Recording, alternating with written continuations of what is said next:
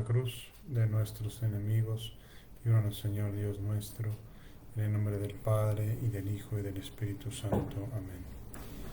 Señor mío y Dios mío, creo firmemente que estás aquí, que me ves, que me oyes.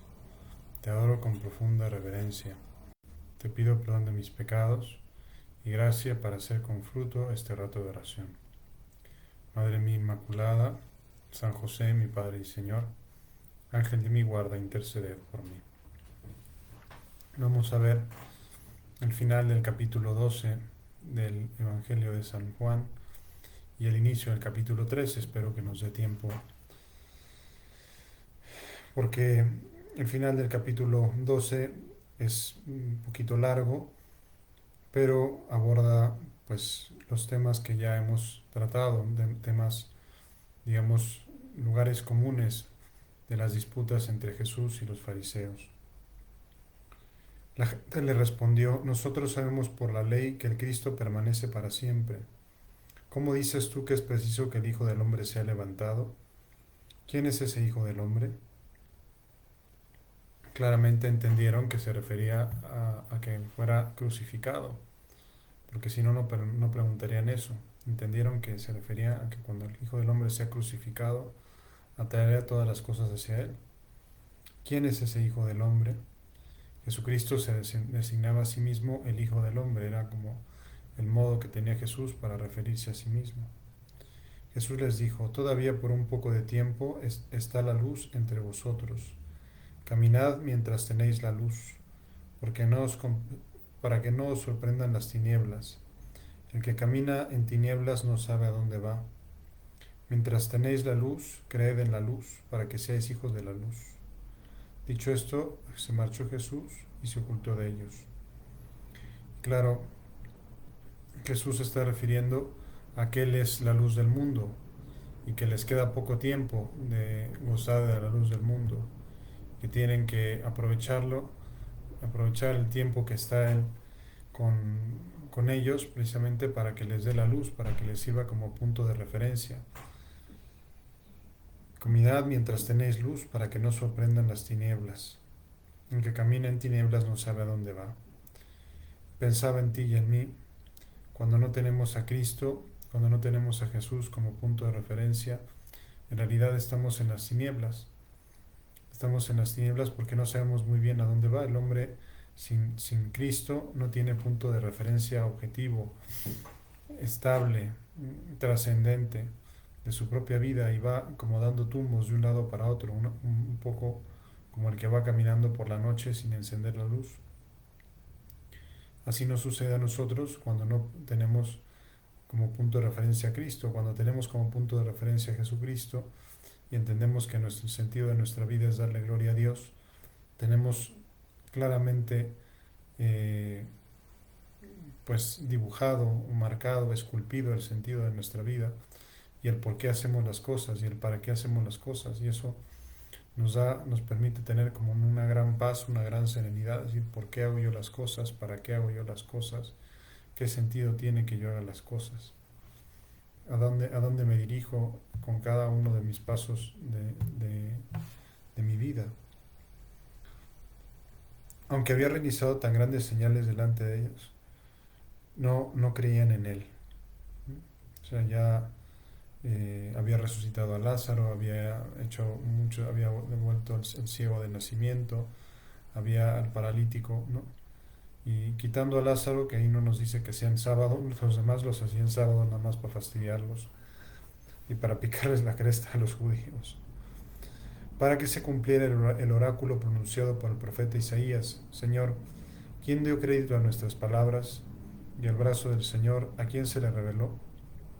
No podían creer porque también había dicho Isaías: ha cegado sus ojos, ha endurecido su corazón, para que no vean con los ojos, ni comprendan con su corazón, ni se conviertan, ni yo los sane. Son palabras misteriosas que son profetizadas por Isaías 7 siglos antes y que describen a la letra lo que estaba sucediendo, es decir, Jesucristo que está haciendo muchas señales, señales maravillosas, y ellos pues que no pueden creer. Ahora, lo que a mí me llama la atención es precisamente lo que dice Isaías, ¿no? Ha endurecido su corazón para que no vean con sus ojos, ni comprendan con su corazón, ni se conviertan, ni yo los sane, ¿no? ¿Quién dio crédito a nuestras palabras? Y el brazo del Señor, ¿a quién se le reveló? No podían creer, ¿no? Es como diciendo, nadie puede venir a mí si el Padre no lo ha enviado. No me acuerdo la cita literal del Evangelio, ¿no? Pero nadie puede venir a mí si el Padre no se lo revela, ¿no? Está hablando directamente del don de la predestinación divina, es decir, desde un punto de vista humano, nosotros vemos y decimos que qué dureza del corazón de aquellos escribas y de aquellos fariseos que viendo los milagros no daban su brazo a torcer y permanecían en la oscuridad, ¿no? Pero también aquí el Señor nos revela que es también, o sea, es su voluntad, es su libertad que están ejerciendo, es su intelecto, el que no quiere creer en Jesús, ¿verdad? El que rechaza por principio el creer en Jesús, pero al mismo tiempo es que no tienen la gracia, no tienen la gracia del Señor para creer en nuestro Señor Jesucristo, no tienen la gracia de Dios para que se abra su corazón, para que comprendan, para que se conviertan, para que lo sanen, ¿no? Por eso el don de la perseverancia final, pues es un don que debemos pedirle a Dios, ¿no? Todos los días, Señor, Señor, danos el don de la perseverancia final, porque no lo podemos merecer. Danos el don de la predestinación divina, danos el don de la perseverancia final y el don de la perseverancia divina. ¿Para qué? Pues para que no nos suceda eso, no nos suceda que nuestro corazón se endurezca y que no haya manera de, ¿cómo se llama? Que no haya manera de entenderlo, que no haya manera que se nos cierre el corazón, que se nos cierre el alma. Y no podemos pensar, no, yo ya estoy abierto a la gracia de Dios, yo ya este, estoy abierto pues sí, a la gracia de Dios. Bueno, pues yo conozco muchas personas que han estado en un momento de su vida abiertos a la gracia de Dios y que después se han cerrado totalmente a esa gracia de Dios. O sea, que algo ha pasado en sus vidas que las ha cambiado y que ahora no quieren creer nada, ¿no? Y es más difícil que el que creyó y dejó de creer vuelva a creer, a que el que nunca ha creído crea, ¿no? Porque el que creyó piensa que ya se las sabe todas, piensa que ya está como de vuelta, ¿no? Entonces, por eso, pues hemos de pedirle a Dios precisamente que les dé la gracia de que lo crean, que lo entiendan, que lo acepten a tantas personas que están cerradas, ¿no? Y sobre todo pienso a los que alguna vez han visto la luz y que después han permitido que su corazón se vierta en la oscuridad, ¿no? Que no son pocos, ¿no? Que no son pocos los que alguna vez han sido testigos de la luz y que después se han dejado tragar y engullir por la oscuridad, una oscuridad inmensa, sobre todo cuando ya has conocido antes la luz.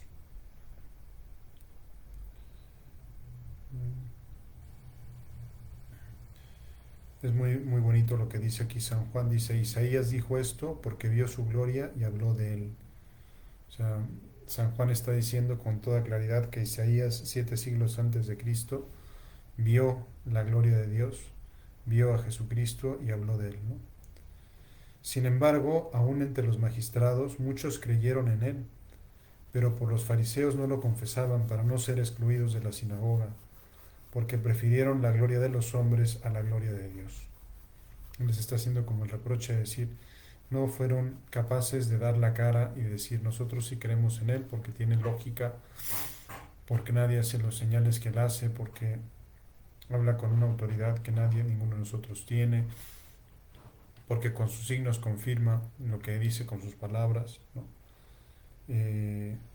Prefirieron la gloria de los hombres a la gloria de Dios. Y es algo pues que nos puede llevar a hacer un examen, ¿no? Que nos tiene que llevar a hacer un examen, Señor.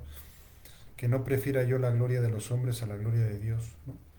Muchas veces en la vida pública tenemos que dar testimonio de nuestra fe, no ostentación de nuestra fe, ¿no? Pero a veces testimonio de nuestra fe. Y por vergüenza, ¿no? Por no quedar delante de los hombres, no le damos gloria a Dios, ¿no? Entonces, a veces caemos en el mismo pecado de aquellos magistrados que creyeron en Él, pero prefirieron la gloria de los hombres a la gloria de Dios. Y perdonen que sea tan insistente, ¿verdad? Pero pues es una cosa que llevo en el corazón. Y pues estoy haciendo mi oración, ¿verdad? Pensar en estos magistrados que prefirieron la gloria de los hombres a la gloria de Dios. Pienso en los magistrados de la Suprema Corte de Justicia de la Nación de México que prefirieron la gloria de los hombres a la gloria de Dios y que legitimaron el aborto en todo México. Y es una realidad pues muy dolorosa, ¿no? Realmente, ¿no? Y eso es por preferir la gloria de los hombres a la gloria de Dios, ¿no? Fue doloroso, fue por unanimidad y uno sencillamente el que no estaba de acuerdo no se presentó a la votación, ¿no? Pero es eso, es preferir la gloria de los hombres a la gloria de Dios. Señor, que no nos pase eso. Todos tenemos esa tentación de preferir los aplausos humanos a hacer las cosas que te agradan a ti. Que busquemos siempre hacer lo que te agrada a ti y no lo que la gente espera que hagamos. Jesús gritó y dijo, el que cree en mí no cree en mí, sino en aquel que me ha enviado. Y el que me ve a mí, ve a aquel que me ha enviado. Yo, nuevamente, es un grito de Jesús, donde confiesa su identidad con el Padre, ¿no? Confiesa una vez más, o sea, el que me ve a mí, ve a aquel que me ha enviado, ¿no? El que cree en mí, no cree en mí, sino en aquel que me ha enviado. Es decir, está mostrando una vez más su identidad con el Padre, ¿no? Como para que no quede duda. Y de hecho lo dice a voz de grito, ¿no? El que cree en mí, no cree en mí, sino en aquel a quien me ha enviado. Y el que me ve a mí, ve a aquel que me ha enviado. Yo, la luz, he venido al mundo para que todo el que cree en mí no siga en las tinieblas. Nuevamente Jesucristo se reconoce a sí mismo como la luz, como aquel es la luz. Nosotros, Señor, por eso venimos a ti, porque tú eres la luz de nuestra vida. Tú eres la luz que de alguna manera iluminas nuestro caminar, ¿no? Si alguno oye mis palabras y no las guarda, yo no le juzgo, porque no he venido para juzgar al mundo, sino para salvar al mundo. El que me rechaza y no recibe mis palabras ya tiene quien le juzgue. La palabra que yo he hablado, esa le juzgará el último día. Ahora es bonito como aquí dice Jesús, no he venido para juzgar al mundo, sino para salvar al mundo. La primera venida de Cristo fue no para juzgar al mundo, sino para salvar al mundo. La segunda venida de Cristo va a ser para juzgar al mundo, como aparece de una manera maravillosamente bella en el juicio final de Miguel Ángel, como aparece Cristo en el centro, ¿verdad? Juzgando, en la actitud de juzgar a todas las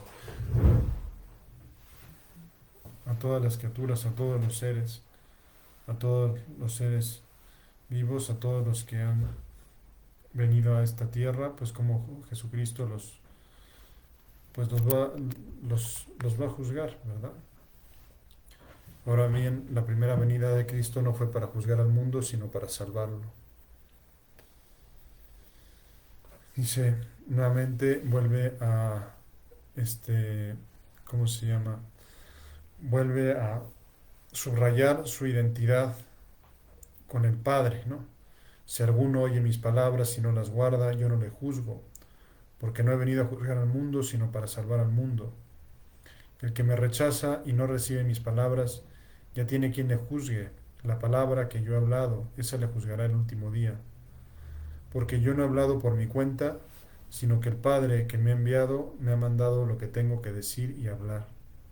Y yo sé que su mandato es vida eterna. Por eso lo que yo hablo, por eso lo que yo hablo, lo hablo como el Padre me lo ha dicho a mí.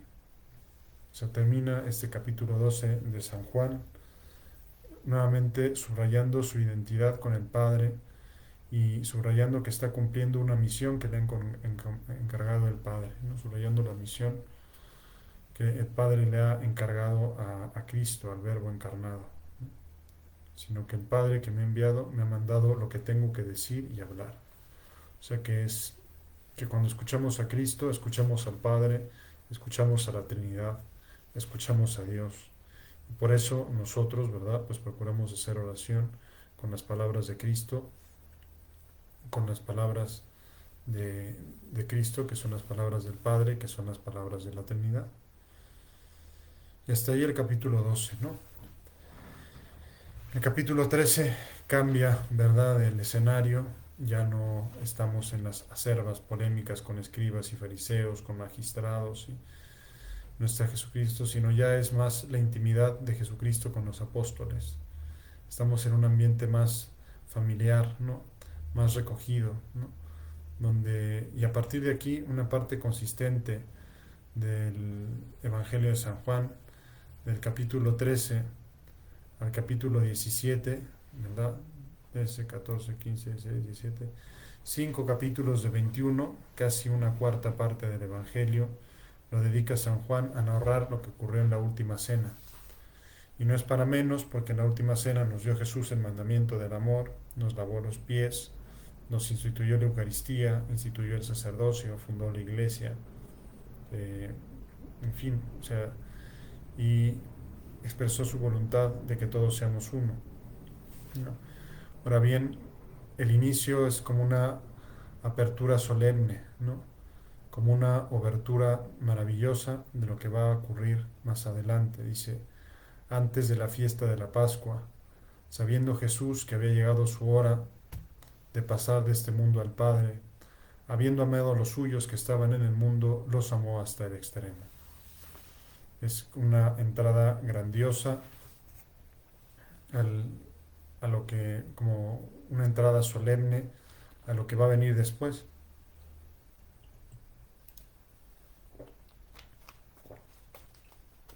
Que tiene un cierto carácter de, repito, de grandioso y de sorpresivo.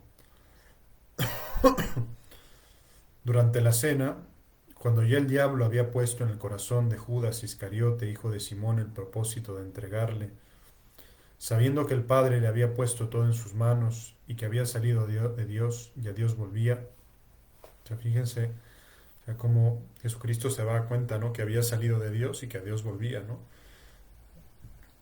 Sabiendo que el Padre había puesto todo en sus manos, ¿no? ¿Qué es lo que hace Jesús en ese momento tan grandioso, en ese momento tan solemne y que de alguna manera pues debe quedar tatuado en nuestra alma porque pues nos enseña una verdad que es contracultural, que va en contra de los planteamientos contemporáneos y que es muy difícil de asimilar y por eso le pedimos al Espíritu Santo que nos dé luces y que nos dé gracia para asimilarlas. Sabiendo que el Padre le había puesto todo en sus manos y que había salido de Dios y a Dios volvía, se levanta de la mesa, se quita sus vestidos y tomando una toalla se la ciñó. Luego echa agua en un lebrillo y se puso a lavar los pies de los discípulos y a secárselos con la toalla con que estaba ceñido. Es decir, es como que choca mucho esa solemnidad, esa introducción tan solemne, tan grandiosa, ¿no?, de lo que va a pasar, ¿no? ¿Y qué es lo que va a pasar? Pues que Jesucristo le lava los pies a los discípulos, ¿no? Es, no sé, no nos esperaría una cuestión como muy grandiosa, y lo que hace Jesús es lavarle los pies a los discípulos.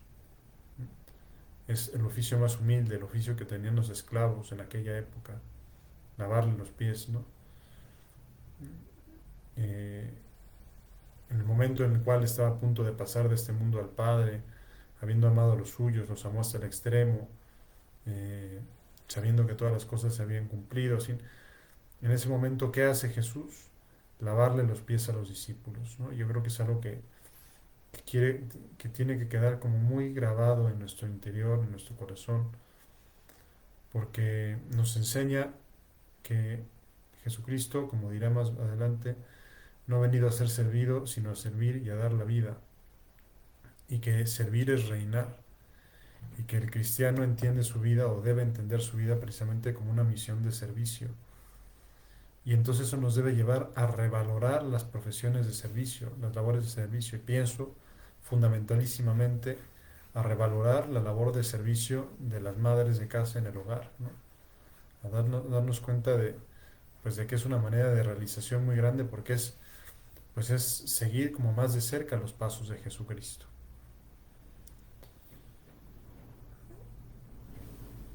Llega Simón Pedro y éste le dice, Señor, ¿tú lavarme a mí los pies? Jesús le respondió, lo que yo hago tú no lo entiendes ahora, lo comprenderás más tarde. Le dice Pedro, no me lavarás los pies jamás. Jesús le respondió, si no te lavo, no tendrás parte conmigo. Le dice Simón Pedro, Señor, no solo los pies, sino hasta las manos y la cabeza. Jesús le dice, el que se ha bañado no necesita lavarse, está del todo limpio, y vosotros estáis limpios, aunque no todos. Sabía quién le iba a entregar y por eso dijo, no estáis limpios todos. Nuevamente, la vehemencia de Pedro, que no podía faltar, Señor, tú lavarme a mí los pies, ¿no? En su humildad, Pedro se daba perfectamente cuenta de que no era digno de que Cristo le lavara los pies, ¿no? Y por eso no estaba dispuesto a que Cristo se los lavara, ¿no? No era digno de aquello, ¿no? Eh, y sin embargo, nuestro Señor Jesucristo dice, lo que yo hago, tú no lo entiendes ahora, lo comprenderás más tarde. O sea, la verdad es que todos necesitamos que el Señor nos limpie. Todos, Señor, necesitamos que tú nos limpies. Porque si no nos limpias tú, estamos sucios. Nuestra alma está sucia, nuestro corazón está sucio si no goza de tu limpieza. Por eso te pedimos que nos limpies, ¿no? Por eso, como Simón Pedro, si no te lavo no tendrás parte conmigo. Y por eso es bueno que lavemos nuestra alma, que vayamos a Cristo. Y qué mejor que ir al sacramento de la confesión para, qué mejor que ir al sacramento de la confesión para que Cristo nos lave, que Cristo nos lave el alma, ¿no? Que Cristo nos lave los pies, el corazón, la cabeza, todo el cuerpo, que nos lave todos enteros como Pedro quería que lo lavara. Después de que le lavó los pies, tomó sus vestidos, se volvió a la mesa y les dijo, ¿comprendéis lo que he hecho con vosotros? O sea, Jesucristo no solo hace ese gesto, sino que lo explica, o sea, como diciendo, con perdón, como son tan tarugos, ustedes a veces quedarán en la anécdota, mira, nos lavó los pies, no, no, no, o sea, le estoy lavando los pies para que ustedes a su vez se laven los pies los unos a los otros, ¿no? O sea, estoy dándoles ejemplo para que ustedes, que son mis discípulos, hagan como he hecho yo, ¿no? Es decir, es como un gesto muy gráfico, muy pues plástico de nuestro Señor Jesucristo, ¿no? Lavarle los pies, pero que no quiere que se quede nada más en el gesto, sino que dice, lo he hecho para que ustedes también lo hagan. Dice, después de que les lavó los pies, tomó sus vestidos, volvió a la mesa y les dijo, ¿comprendéis lo que he hecho con vosotros? Vosotros me llamáis el Maestro y el Señor, y decís bien porque lo soy. O sea, Jesucristo es consciente, o sea, yo soy el Maestro y el Señor. O sea, estás haciendo, o sea, me llamas así y es verdad, yo soy el Maestro y el Señor, no he perdido conciencia de mi identidad, de quién soy yo, no me he vuelto loco, ¿no? O sea, yo soy el Maestro y el Señor y es verdad, ¿no? O sea, es verdad. Sí, y decís bien porque lo soy. O sea, no diciendo, me estás echando inciensos o flores de más, no, no, no, yo soy el Maestro y el Señor, ¿no? O sea, pues si yo, el Señor y el Maestro, os he lavado los pies, vosotros también debéis lavaros los pies unos a otros, ¿no? Este, ¿cómo se llama? Es como muy fuerte, ¿no? Eh, el- es muy fuerte el, el, pues la enseñanza, ¿no? O sea, vosotros también debéis lavaros los pies los unos a los otros. Pues si yo, el Señor y el Maestro, os he lavado los pies, vosotros también debéis lavaros los pies los unos a los otros. Como diciendo, o sea, les he hecho esto para que les quede muy clara mi enseñanza. He hecho esto para que les quede muy clara mi enseñanza de que debéis lavar los pies los unos a los otros. Dice, porque os he dado ejemplo para que también vosotros hagáis como yo he hecho con vosotros, insiste. O sea, he dado ejemplo para que también vosotros, digo, la versión que tengo de la Sagrada Escritura en mi agenda electrónica, en mi iPhone, pues es gachupina, ¿no? Pero si la tradujéramos, porque les he dado ejemplo para que también ustedes hagan como yo he hecho con ustedes. O sea, les he dado ejemplo para que ustedes hagan lo que estoy haciendo yo, ¿no? Insiste en esa idea, en verdad os digo, no es más el siervo que su amo, ni el enviado más que el que le envía. Sabiendo esto, dichosos seréis si lo cumplís. Entonces, dichosos seréis si lo cumplís. O sea, como diciendo, seréis felices, seréis muy felices si cumplís lo que yo les estoy diciendo. Es decir, seréis felices si aprendéis a servir, ¿no? Entonces, yo creo que es algo que tenemos que darle como muchas vueltas en nuestra cabeza, ¿no? De que encontraremos la felicidad sirviendo. O sea, que el que sirve pueda encontrar la felicidad en su vida, ¿no? Y que nuestro Señor Jesucristo ha prometido la felicidad al que sirve.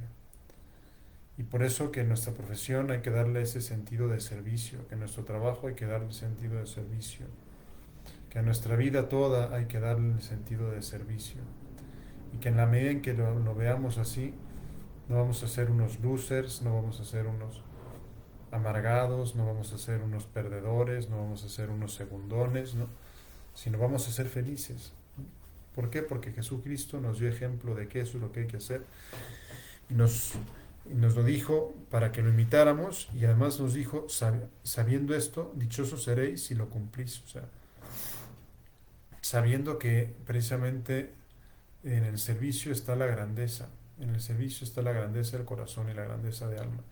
Y por eso les decía la importancia de recuperar el valor de las profesiones de servicio y cómo en nuestra sociedad a veces no les damos tanto reconocimiento. Pienso, por ejemplo, en la labor de una enfermera o de un enfermero, pues es puro servicio, ¿no? Y en la tarde estuve hablando con una enfermera y que cuida ancianos, pues es puro servicio, o sea, su labor es puro servicio. Y me encantaba que me decía, me encanta mi trabajo, me decía, ¿no? Y qué bonito, ¿no? Que le encante su trabajo, un trabajo que es duro, que es difícil, que es, luego las personas ancianas no son personas fáciles, ¿no?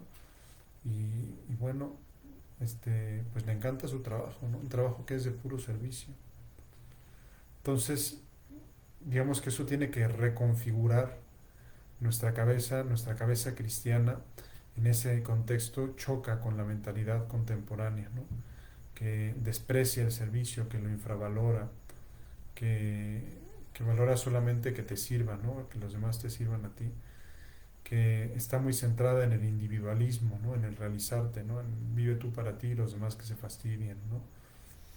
Entonces, la perspectiva cristiana, por el contrario, nos descentra de nosotros mismos y nos dice, al contrario, lo que te va a realizar es precisamente ese darte a los demás, es estar pendiente de los otros, es lo que te va a dar la verdadera felicidad. Entonces, la cuestión es, ¿nos lo creemos nosotros realmente? ¿Nos lo creemos nosotros realmente? O sea, creemos que si servimos somos felices, que una mujer, si es madre de familia y se dedica a sus hijos, se cree realmente que se realiza sirviendo, una enfermera, ¿no? Un profesor, un maestro, ¿verdad? Que es una profesión de servicio a veces tan sacrificada, tan poco reconocida, tan poco reconocida también en plano remunerativo, ¿no? Precisamente, pues como que no es valorada, ¿no? No es valorada como se debiera, ¿no? Un profesor de primaria, una maestra de inicial, ¿no?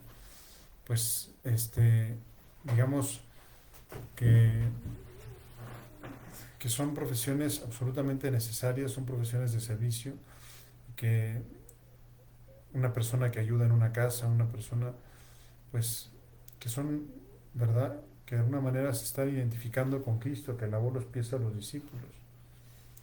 Por eso que nosotros también tengamos como una disposición habitual de servir, ¿no?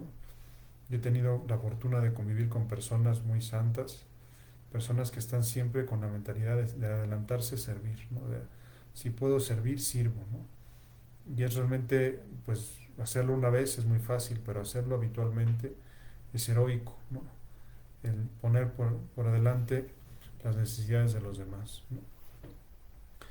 Pues vamos, ¿verdad? Nosotros a pedirle a Dios nuestro Señor, que nos ayude a aprender esa lección, Señor, que aprendamos la lección de que servir es reinar, de que servir es parecernos a ti, de que sirviendo seremos felices. Te lo pedimos por intercesión de nuestra Madre Santa María, que también se santificó sirviendo a Jesús y a los discípulos. Te doy gracias, Dios mío, por los buenos propósitos, afectos e inspiraciones que me has comunicado en esta meditación. Te pido ayuda para ponerlos por obra. Madre mía Inmaculada, San José mi Padre y Señor, Ángel de mi guarda, intercede por mí. Muchísimas gracias por haberme acompañado, que Dios los bendiga, que tengan un bonito domingo. Les doy la bendición. La bendición de Dios Todopoderoso, Padre, Hijo y Espíritu Santo, descienda sobre ustedes y permanezca para siempre. Muy buenas noches.